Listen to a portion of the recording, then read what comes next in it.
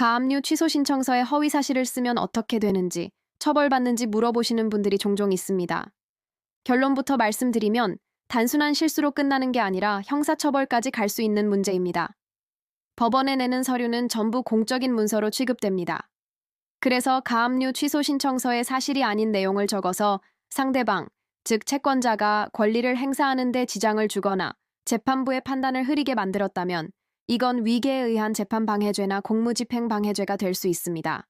거짓말로 가압류를 풀어서 채권자에게 손해를 입혔다면 당연히 손해배상 청구도 들어올 수 있고요. 상황에 따라서는 명예훼손이나 사문서 위조 같은 문제로까지 번질 수 있습니다. 그래서 저희 법률사무소 아시는 이런 문제를 다룰 때 일단 의뢰인분 이야기를 끝까지 듣는 것부터 시작합니다. 지금 당장 가압류를 취소시키는 게 중요한 게 아니라 어떤 근거로 취소할 수 있는지를 먼저 따져봐야 하니까요. 예를 들어 돈을 다 갚아서 채권이 사라졌다는 증거나 채권자가 불법적인 행동을 했다는 자료, 혹은 법원에서 요구한 담보를 제공하지 않았다는 사실 같은 객관적인 증거를 중심으로 서류를 구성해야 합니다.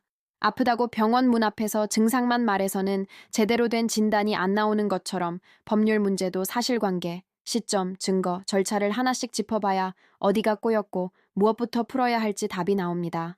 저희는 무조건 사건을 맡아서 진행하기보다는 이런 과정을 통해 의뢰인 스스로 자기 상황을 정확하게 파악하고 어떤 선택지가 있는지 이해하도록 돕는 걸 우선으로 합니다.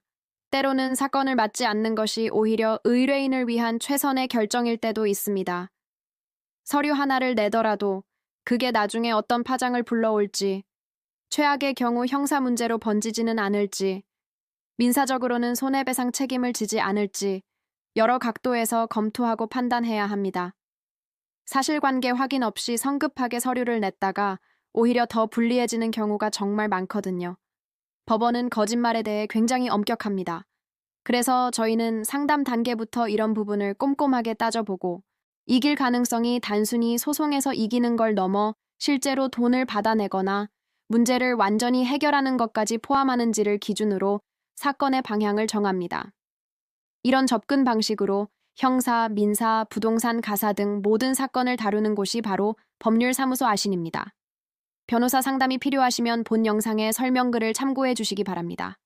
구독과 좋아요는 보다 꼼꼼한 법률 상담에 큰 도움이 됩니다. 감사합니다.